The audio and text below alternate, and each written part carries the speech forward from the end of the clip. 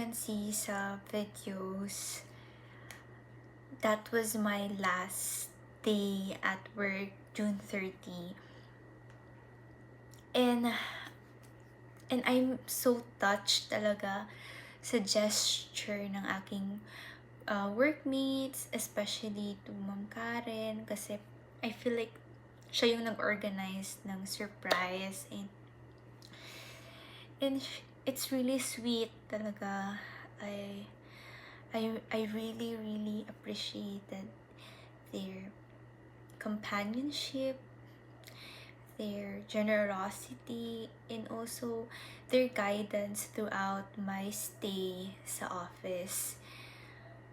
I cannot believe that I'm already resigned sa work. Yeah. So, I just really want to express lang, Jude, kasi di ako masyadong nakapagkuha ng videos ng, behind the scenes. But, like, guys, I really cried. Kasi, I honestly did not expect anything talaga. Any, grand na despedida.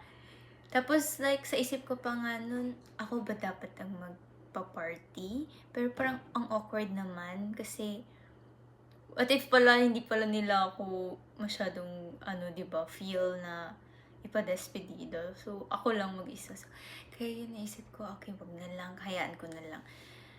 And then ayun, biglang sa akin binigay ang cake. And I was like, oh my God. Sabi ko, oh my God, doon nag-start na ako mag-teary eye, nag-start na ako mag-cry. I'm so happy talaga. So, thank you so much sa aking mga co-workers sa previous work ko. I really appreciate it. West Metro, maraming salamat. As an employee, I learned a lot. There's a lot of opportunities na binigay sa akin during my stay. So, I'm very blessed and I'm very touched, and I appreciated the institution so much. So, thank you so much po. So, hi guys, it's Rita. Good morning, everyone. It's July 1, yay! It's already 11:49 a.m. Medyo na-late akong nagising. So, since July na guys, I picked 4 books sa aking to-read list for the month of July. 4 books na kasi I realized kaya ko naman palang magbasa more than 3 every month. And yeah.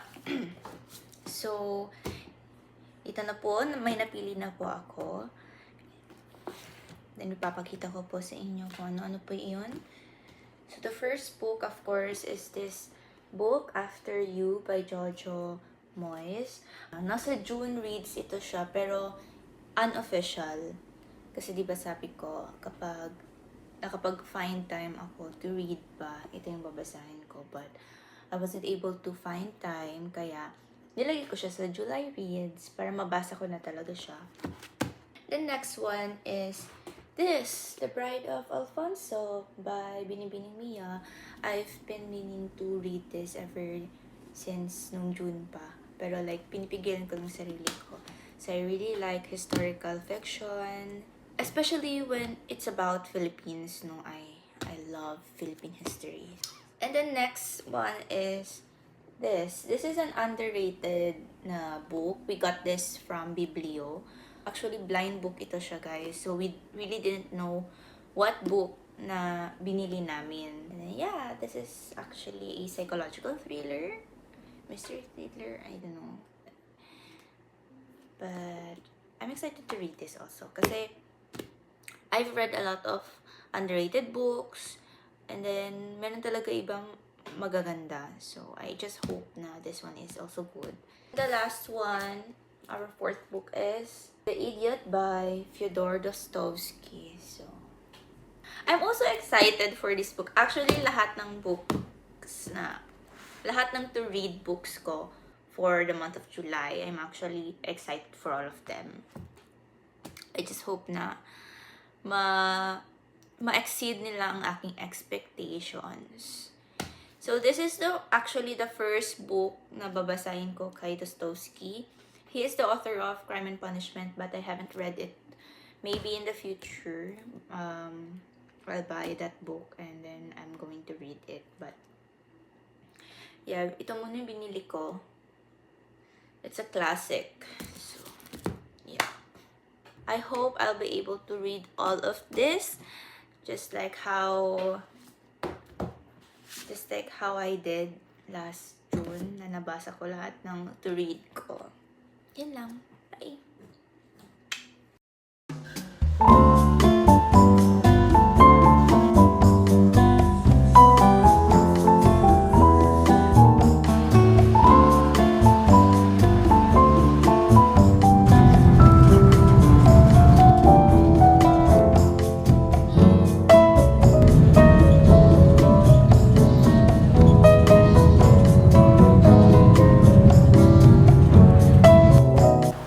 Hi everyone! So, dito na po kami sa Shopon. That's my cat. Si Miller. Hi Miller! Say hi to the vlog. Miller! Medyo not okay ang weather. It's ulan-ulan. Guys, pagdating namin sakto, kanina 12 PM kami dumating. Nagtaliti. So, very sakto lang talaga yung pagdating namin. So, mag-ano na rest and then maglalaag na ako with my friends. Silang taon ko na rin silang hindi nakita. Yung iba, wala dito. We're incomplete. So, maapat na nga kami mamaya maglalaag.